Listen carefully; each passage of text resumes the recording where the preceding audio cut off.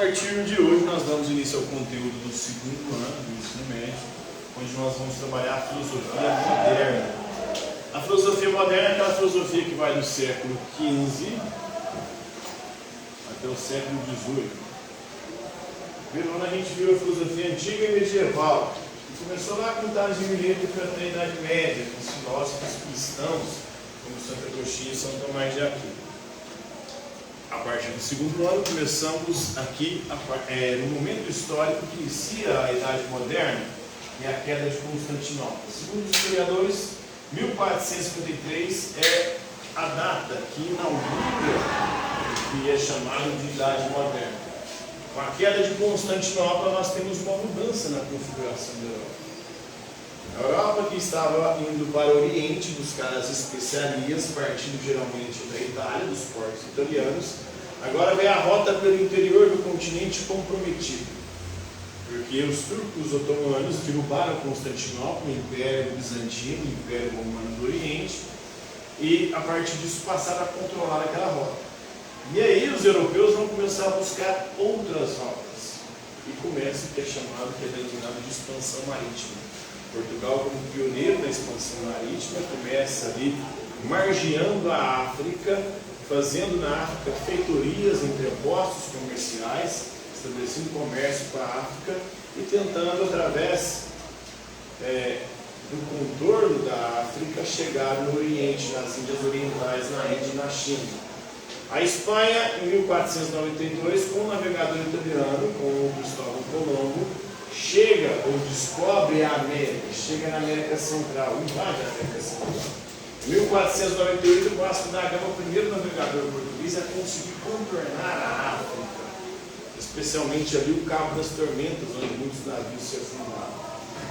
Ele muda o nome do Cabo das Tormentas para Cabo da Boa Esperança. Ele chega nas Índias, começa o comércio das Índias, volta com os navios cheios de especiarias. O rei fica tão feliz que dá o título a ele de vice-rei das Índias Orientais.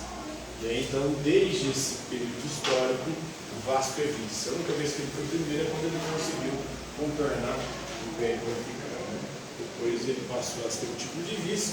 Hoje o Vasco nem vice, ele consegue ser mais. Nem para final ele vai, o Vasco. Está triste, está tenso. Então começa aí, com as grandes navegações, com a queda de Constantinopla, e vai até a última das grandes revoluções burguesas, que é a Revolução Francesa, em 1789. Esse período compreende a filosofia moderna. Então nós vamos conhecer os filósofos, as escolas filosóficas desse período. Vamos hoje falar de um filósofo chamado Baruch Spinoza, filósofo holandês, de origem portuguesa, os pais dele, mas ele acaba se radicando na Holanda, buscando um ambiente onde havia muita liberdade de pensamento, e as suas teorias e ideias acabaram fazendo com que ele fosse perseguido. Fosse perseguido tanto por judeus, ele era de origem judaica, quanto por cristãos, porque ele vai defender uma concepção de Deus bem exótica e diferente daquela que é apresentada na Bíblia, na teologia cristã. Então ele vai desenvolver um racionalismo radical. Então, para ele, a razão é o princípio e a origem de todo o conhecimento. Tudo que nós conhecemos graças à razão. A razão é a raiz, a origem, o princípio de tudo aquilo que nós conhecemos. E ele vai buscar explicar tudo através da razão e não da fé. Inclusive, ele vai explicar que a religião é um instrumento de dominação política. Escreve uma obra chamada Tratado Teológico Político, onde ele mostra como, ao longo da história, guarda o celular, como ao longo da história a religião foi usada pelos poderosos, pelos reis, pelos políticos, como um instrumento de dominação, um instrumento para ludibriar, enganar e submeter, subjugar o povo. Até hoje ainda é. Nós temos aí a bancada da Bíblia, temos presidentes, temos vários políticos, não só no Brasil, mas também no mundo, que usam a religião, o Deus, para poder manipular as pessoas. Indivíduos que, inclusive, nem seguem essas religiões, as religiões que eles dizem defender. Bolsonaro, por exemplo, diz ser cristão, defender os ideais cristãos, mas ele vive como um pagão. Tá? teve não sei quantas esposas, filhos, não sei quantas mulheres. Já falou que usava o dinheiro público, que era o dinheiro para pagar auxílio de moradia, para comer gente. Não é nem para comer mulher só, né? Falou, não, para comer mulher. Para comer gente. Gente abrange mais do que mulher. Não compensa. Não. Acabou com ele, não é muito cristão, não. Não mesmo. No campo da moral, né? Já defendeu coisas, né? Bem exóticas e contra muitas vezes valores e princípios cristãos, que ele defendeu o aborto já, né? Hoje ele mudou, mas é tudo de forma oportunista. Por que ele mudou muitas visões dele? Não foi porque ele mudou a forma de pensar, foi porque ele encontrou ali uma oportunidade de chegar à presidência. Aí ele fingiu que tinha mudado. E ele elogiava o Chaves, ele elogiou Hitler. E ele fala que abomina todos esses governantes, né? O Chaves da Venezuela. Isso aí chama-se oportunismo. Isso mostra como a religião é usada como instrumento de dominação política. Hoje, boa parte dos cristãos brasileiros são defensores ferrenhos de Bolsonaro, né? Então ele vai fazer uma crítica às superstições e ele vai dizer que a religião é a maior de todas as superstições. Porque é uma superstição que cria algo que não existe. Através da imaginação. Nossa imaginação, por ser muito fértil, cria seres sobrenaturais. Para ele não existe nada de sobrenatural. Tudo é natural. Deus se natura, ou seja, Deus é a natureza. É a natureza que criou tudo. Deus é o universo. Isso é chamado de panteísmo. Em grego quer dizer tudo. Teísmo, Deus. Então tudo é Deus. Se Deus é a natureza, se Deus é o universo, então tudo é Deus. Nós, como parte do universo, também somos Deus. Somos parte de Deus. As superstições, especialmente a superstição religiosa, é algo da nossa imaginação. E aí essa superstição religiosa, a religião, que é o princípio, a principal de todas as superstições, ela vai influenciar a filosofia, a política. Tem os filósofos cristãos que vão elaborar teorias metafísicas, que vão buscar explicar o mundo além da física, o mundo além, o mundo das essências, o mundo dos princípios que não podem ser estabelecidos além dessa realidade, que é a realidade natural desse universo, né? A política é a mesma coisa, a religião é um instrumento de dominação política. Então, superstição é algo da imaginação. O Deus transcendente e glorioso é uma superstição, que é o Deus cristão. É um Deus que está além desse mundo. E é voluntarioso porque, através de sua vontade, ele age sobre o mundo. Para ele, esse Deus é uma invenção. Uma invenção da nossa imaginação. É uma superstição. Ele vai buscar, através de uma demonstração geométrica, mostrar como nós devemos nos comportar e naquilo que nós devemos crer. E para ele nós não podemos crer na religião, porque a religião é uma superstição. Deus para ele é um Deus imanente. Por quê? Porque Deus é o universo. Deus se natura.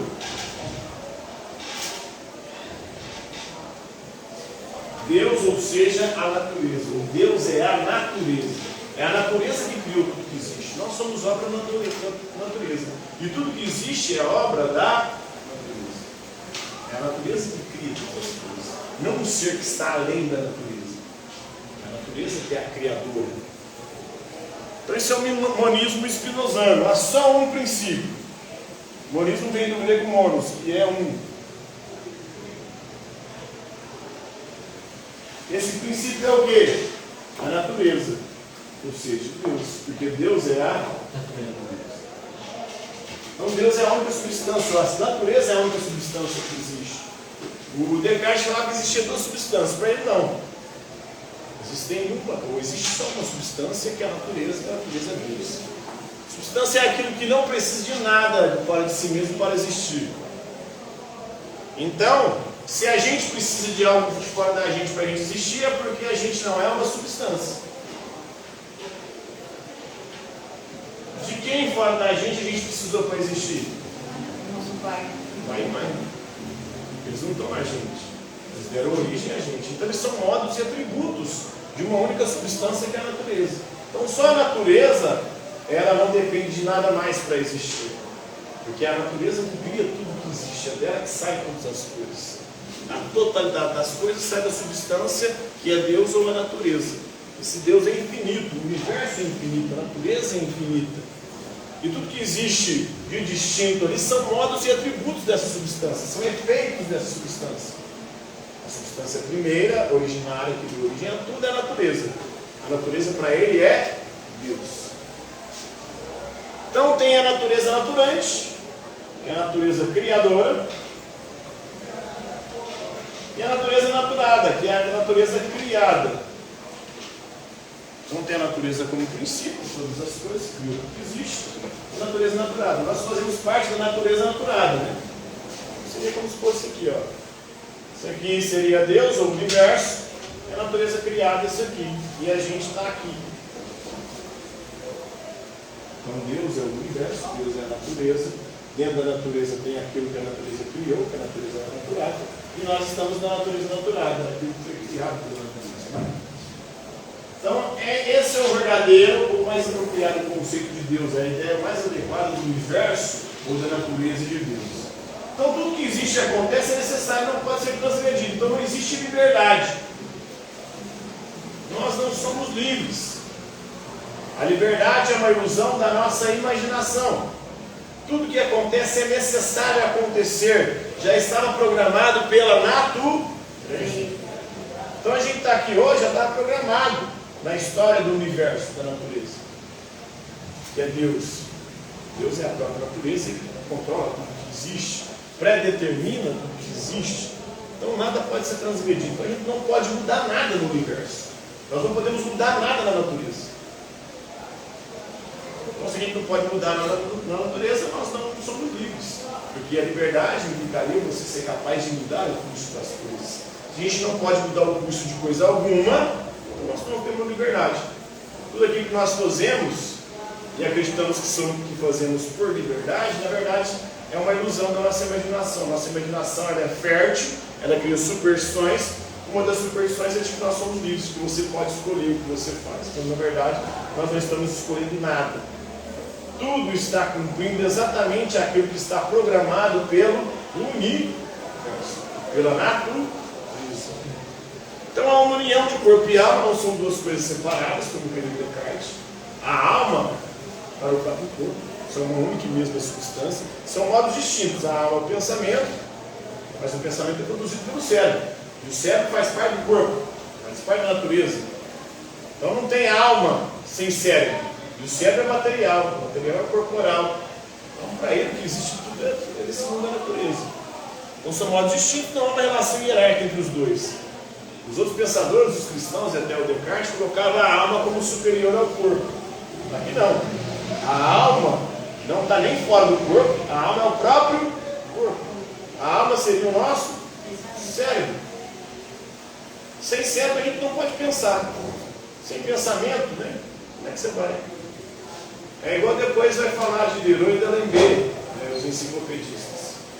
Você vai dizer o seguinte: o dia que vocês conseguirem provar que depois que eu morrer, sem ter olho eu vou ver, sem ter ouvidos eu vou ouvir, sem ter nariz eu vou sentir cheiro, sem ter boca eu vou falar ou vou sentir sabores, sem ter tato eu vou tocar e sem ter cérebro eu vou pensar. Como é que eu... Não tem vida após a morte. A única vida que tem é essa aqui. E é obra dessa natureza que seria o próprio Deus. Na perspectiva de Spinoza. Compreenderam aí o pensamento de Spinoza, galera? Sim. Alguma dúvida? Não. Tranquilo? Não existe O Deus. senhor tem dúvida? O quê? Então seria basicamente a razão da natureza. Que não é que existe além, tipo assim, antes de Deus, a natureza. Seria isso. Para ele a natureza é infinita, é eterna. Então para isso que Não é a Deus. natureza Não foi um Deus que criou a natureza. A natureza é Deus. E é a natureza que cria tudo. Tudo que existe veio da natureza. Então é tipo, o pensamento inicial é que tudo veio através da natureza. Não de algo fora da natureza, como quer os religiosos. Os religiosos jogam isso para o sobrenatural. Ele joga tudo para o natural. É a natureza que deu origem à natureza. Não é o sobrenatural que cria o natural. É o natural que cria o natural. Nós somos natureza, a obra da natureza. Só o natural cria o natural. O sobrenatural, como o sobrenatural sendo espiritual, vai criar o natural, que seria material. Como o espiritual cria o material? Da onde? Como? De que maneira? Para ele é uma perspectiva muito mais realista, concreta, materialista, vamos dizer assim, né? Inclusive depois ele vai inspirar o Marx, que é o Marx, que é materialista, né? Porque tudo é matéria. Não existe nada além da matéria. O próprio pensamento, que nós chamamos de pensamento à alma, nada mais é do que uma forma sutil de matéria. Quando pensamos, explosões ocorrem no nosso cérebro, de neurônios ali, se conectando e transacionando informações. Tudo material. São processos bioquímicos, elétricos que ocorrem no nosso cérebro, fazendo a gente pensar e acreditar, né? Até em Deus. A ideia de Deus é uma rede, uma conexão de neurônios, de vias ali bioquímicas e elétricas acontecendo no nosso cérebro. Se você afetar ou enfiar uma agulha na região lá que produz a ideia de Deus, o ser humano não consegue mais ter uma ideia de Deus. Porque está no cérebro. Aquela região que processa a informação de Deus, se ela for afetada, esse ser humano não consegue mais conceber Deus. Não sei se Alzheimer, depende. Alzheimer é de esquecimento. Aí depende da região do cérebro que vai produzir isso. Mas várias sensações e várias ideias, elas são processadas na região do cérebro. Se aquela região for afetada, a pessoa não consegue mais imaginar ou desenvolver aquele tipo de raciocínio. Vamos por hoje, é isso aí. Tchau pra vocês. Boa noite. Amanhã? Só uma vez por semana.